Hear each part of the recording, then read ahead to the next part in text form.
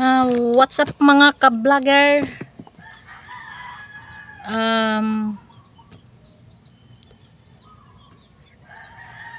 Nagluluto ako dyan ng iskabitsi.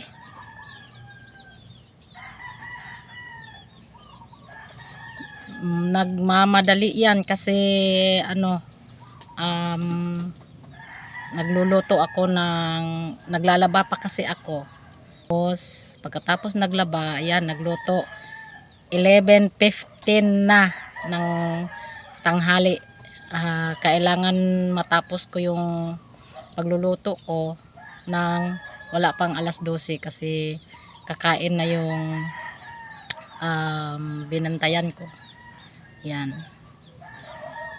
Dahil sa pagmamadali, hindi ko napansin na yung radyo pala malakas. Pastilan. Ayan. Nagisa ako ng loya dyan. Tapos sinunod yung bombay. At nilagyan ko ng brown sugar. At pagkatunaw ng brown sugar, ayan, isinunod ko na yung vinegar. Kahit anong klaseng vinegar, kung anong gusto nyo. Ayan.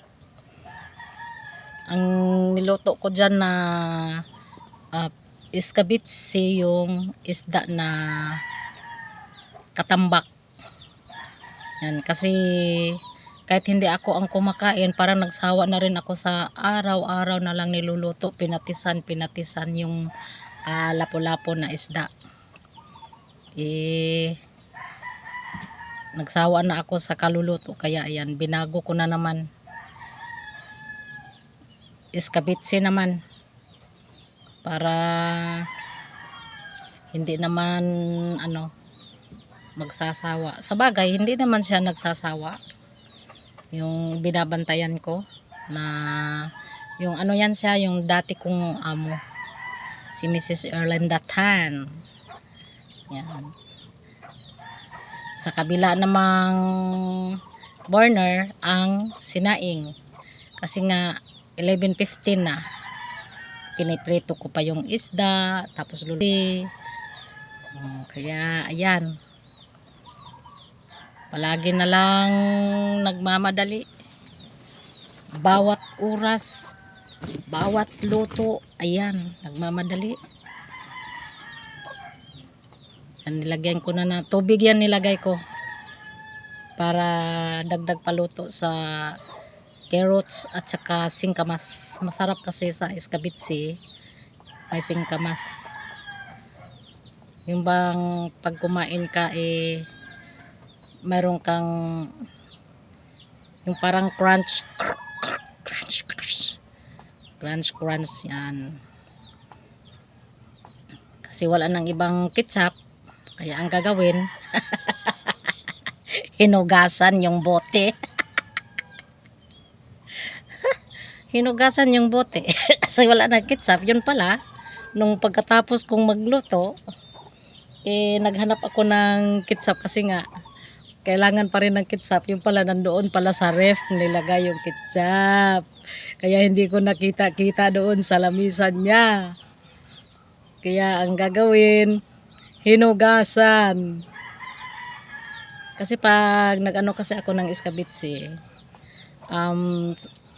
yung sa bandang huli na ilalagay ko, nandun na yung tubig, dagdag asukal, tapos suka, tapos nandun yung ketchup at kamuti flour, kasi wala silang gawgaw, kaya kamuti flour ang ginamit ko. Umuwi pa ako dito sa aking tinitirahan na bahay kubo kasi wala din sila, kaya takbo na naman ako dito. Yan. Kasi naman, sige, bilisan mo. Kulang daw yung suka, sabi.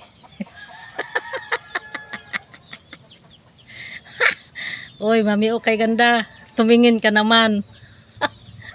Talaga namang halata na nagmamadala Paano naman kasi? Ay, nako. Halatang halata na nagmamadali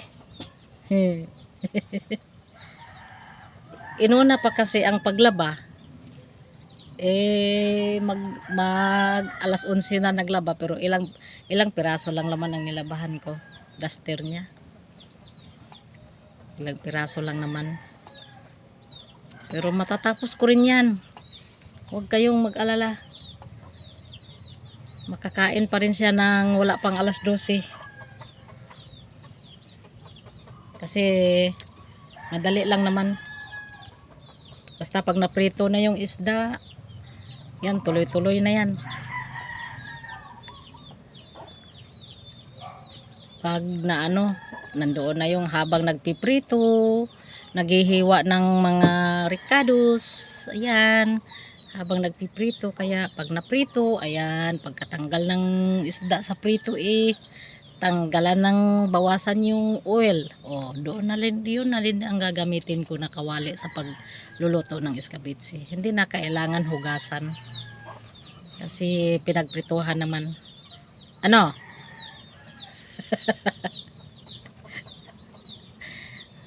Wala kang tiwala sa sarili mo, Mami Okay Ganda? Pag-usapan natin yung pabilisan talaga namang bilis ka naman. Basta wala lang magdidisturbo ng tawag-tawag. Tatapos rin yan.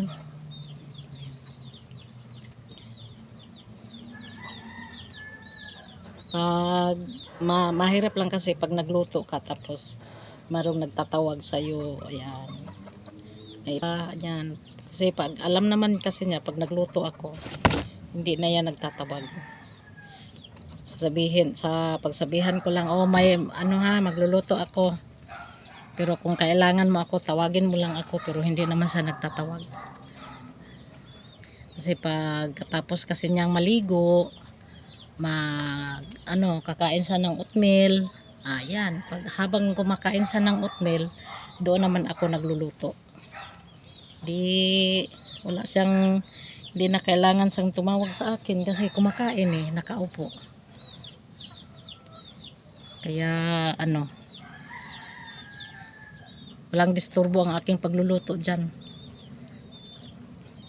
Tahimik na tahimik. Yung radyo lang ang maingay. Kasi nagmamadali, hindi ko napansin yung radyo pala. Hala, ang lakas. Tapos pinatay ko na yung radyo para mabawasan ng ingay.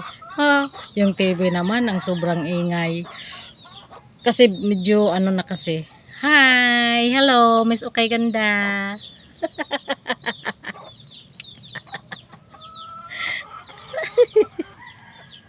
Bilisan mo dyan. Nagugutom na yung papakainin mo. Saan ka na naman nagpunta? Huy! Saan ka nagpunta? Ito naman kusinira na to napakagala. Iniiwan lang yung luto niya. Baka sunog na yan. Ayusin mo ang pagluto niyan, baka sunog na yan. Saan ka galing? Bigla ka na lang lumabas dyan. Ano? Anong gagawin mo? Papakita mo. Ayan. Aking iskabitsi. Ayan dalawang piraso. Yung isa kasi, kaya kailangan kasi pag nagluto ako dalawa kasi yung isa iniiwan ko para bukas, tapos yung isa sa araw na to kasi yung kalahati niyan kakainin niya yan ngayon, tapos mamayang gabi naman ang kalahati. Yan ang ng ulam niya, pagtitipid. Siya lang naman kasi mag-isa, kaya ayan, mag-isa lang siya. Ang hina naman ng bakit kailangan pang humina, ihinto na hindi naman ako gumagamit ng wifi dyan. Ba't pahinto-hinto? Anong problema mo? Bakit pahinto-hinto? Ay nako, bilisan mo na. Tagal naman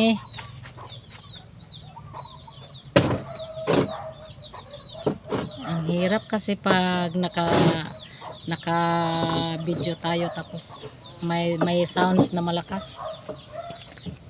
Kaya nawawala yung original natin na ano. Ayan, yan ipapakita mo yan. O sige. Ayan ang aking iskabitsi. Yun. Isang piraso. At yang nasa kawali, yan naman ang itatabi ko, ilalagay ko sa rep para naman bukas. Yan. Hindi yung pag may helper sa hindi naman masyadong mahihirapan kasi yung pagluto. Ano sinasabi mo? Hindi ko narinig. Kasi pag nagluluto, hindi araw-araw na iba-iba ang niluluto. Kung anong niluto ngayon, kasali na yan bukas o kaya hanggang sa isang araw pa rin. Pag medyo malaki yung isda, ayan, aabot ng 3 araw niya yan. Pag medyo malaki ang isda. Pag yung maliit lang, kasi taman lang ang, hindi naman malaki, hindi rin maliit. Yung katamtaman lang na 2 kainan, tanghalian at saka hapunan. Tapos yung niluto ko na iskabitsi, medyo malaki yan. Hindi yan maubos niya ng, yung kalahati hindi niya na maubos ng isang kainan. Yan. Tabi yan. Tinatabi ko na tatakpan para hindi kainin ng aso. Yan. At isunod ko naman ang, yun, lumayas na naman ang kusinira. Saan na naman nagpunta? Uy! Bakit ikaw laging layas? Yung sinaing mo, tingnan mo, baka sunog na yan. Kumuha pala ng maliit na kawali paglutuan ng tortang talong. Hi!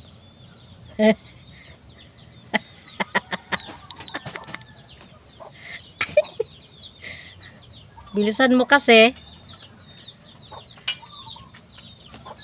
Bakit pahinto-hinto?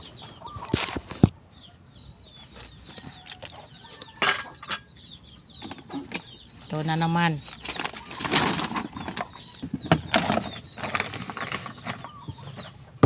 Madali lang naman yung tortang talong kasi nakaihaw na yan.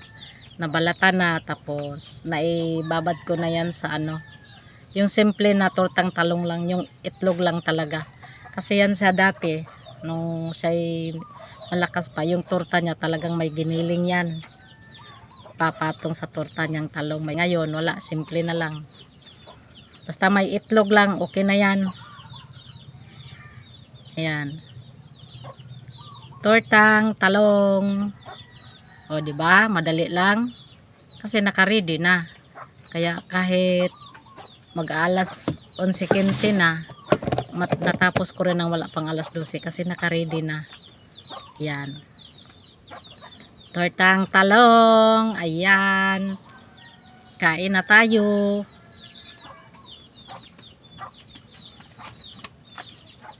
At magluto na naman ako ng yung sabaw niya kasi pag hindi yan, pag kumain yan kailangan may sabaw para hindi mabulunan kasi 88 na ang edad niyan, kaya kinakailangan na